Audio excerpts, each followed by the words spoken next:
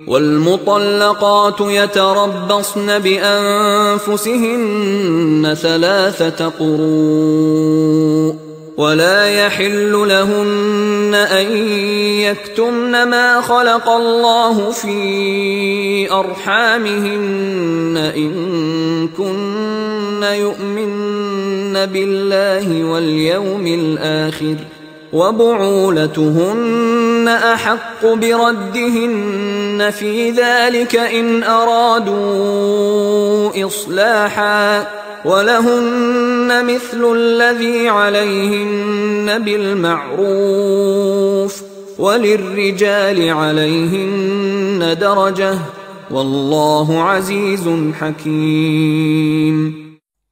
وَالْمُطَلَّقَاتُ يَتَرَبَّصْنَ بِأَنفُسِهِنَّ 3 قُرُوء، اور جنہیں طلاق دے دی جائے ان پر لازم ہے کہ وہ اپنے جیوں کو روکے رکھیں 3 حیض تک، یہ عدت ہے۔ طلاق کے بعد 3 مہینے کی عدت ہے۔ اس عدت میں یا تو شوہر رجوع کر لے گا اگر 1 یا 2 طلاقیں ہیں، تیسری طلاق ہو گئی تو رجوع کا حق نہیں ہے، وہ بعد میں بات آ جائے گی، اور اسی میں چاہے تو اس کے بعد جب مدت ختم ہو جائے گی تو پھر اب شوہر کا حق ختم ہو جائے گا، اب وہ آزاد ہوگی، لیکن اس مدت کے اندر وہ دوسری شادی نہیں کر سکتی۔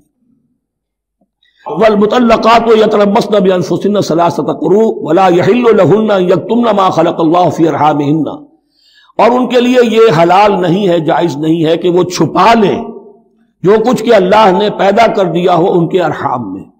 اگر حمل ٹھہر گیا ہے اور بیوی کو ڈر ہے کہ اب یہ شوہر تو طلاق دے دے گا، وہ اپنا حمل چھپا رہی ہے تاکہ پتہ ہی نہ چلے اس کو، کیونکہ وہ چاہے گی کہ بچہ میرے پاس رہے، بچہ بچی جو بھی ہو۔ ظاہر بات ہے کہ بچہ اور بچی جو ہے وہ ماں کے لیے تو جگر گوشہ ہے، اس کے جسم کا ٹکڑا ہے، اس کے جسم کا لوتھڑا ہے، تو وہ چھپانے کی ٹینڈنسی ہوتی ہے کہ وہ جھگڑا ہی نہ اٹھے۔ وَلَا يَحِلُّ لَهُنَّ أَن يَكْتُمْنَ، ان کے لیے جائز نہیں ہے کہ وہ چھپائیں مَا خَلَقَ اللَّهُ فِي أَرْحَامِهِنَّ، جو کچھ کے پیدا کر دیا ہے اللہ نے ان کے رحموں میں۔ إِن كُنَّ يُؤْمِنَّ بِاللَّهِ وَالْيَوْمِ الْآخِرِ، اگر وہ فی الواقع ایمان رکھنے والی ہے اللہ پر اور یوم آخر پر۔ وَبَعُولَتُهُنَّ أَحَقُّ بِرَدِّهِنَّ فِي ذَلِكَ إِنْ أَرَادُوا إِصْلَاحًا، اور یہ جو عدت کی مدت ہے اس میں ان کے شوہروں کو حق حاصل ہے، زیادہ حقدار ہیں کہ انہیں لوٹا لیں، اسے رجعت کہتے ہیں، رجوع کیا جا سکتا ہے عدت کے اندر لیکن تیسری طلاق کے بعد نہیں۔ پہلی طلاق، دوسری طلاق، اس کے بعد دونوں میں جو عدت ہوگی اس میں رجوع کر سکتا ہے شوہر، اس کا اختیار ہے، بیوی کو نہ کہنے کا اختیار نہیں ہے کہ اب تم طلاق دے چکے ہو، اب میں تمہاری بات ماننے کو تیار نہیں ہوں، اس کا اسے حق نہیں ہے۔ اسے پھر وہ مرد کا جو حق ہے وَبَعُولَتُهُنَّ أَحَقُّ بِرَدِّهِنَّ، وہ زیادہ حقدار ہے کہ انہیں لوٹا لے، فی ذالک، اس مدت کے اندر ان ارادوا اصلاحا، اگر وہ واقعتاً اصلاح ہی چاہتے ہیں۔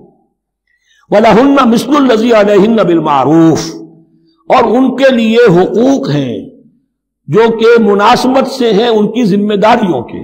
وَلِلرِّجَالِ عَلَيْهِنَّ دَرَجَةٌ، اور مردوں کو ان پر ایک درجہ فوقیت کا، ایک درجہ فضیلت کا، ایک درجہ حقوق کا حاصل ہے۔